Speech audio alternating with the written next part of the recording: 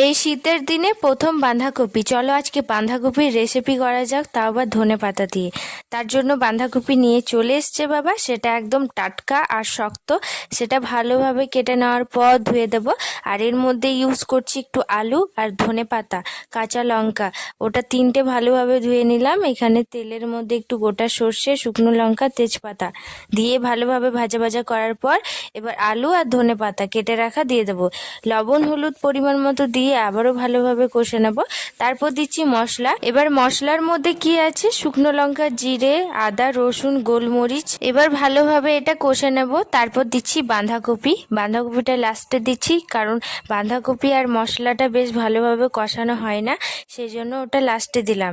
এবার ঢাকা দিয়ে দিয়ে এটা শুধু কষতে থাকবো। আর এই যে জলটা এক্সট্রা বেরোচ্ছে, এটা ভালোভাবে শুকনো করে নেব। একটা টমেটোর ইউজ করছি এখানে, ব্যাস ওটা এবার ভাজা ভাজা করতে থাকবো।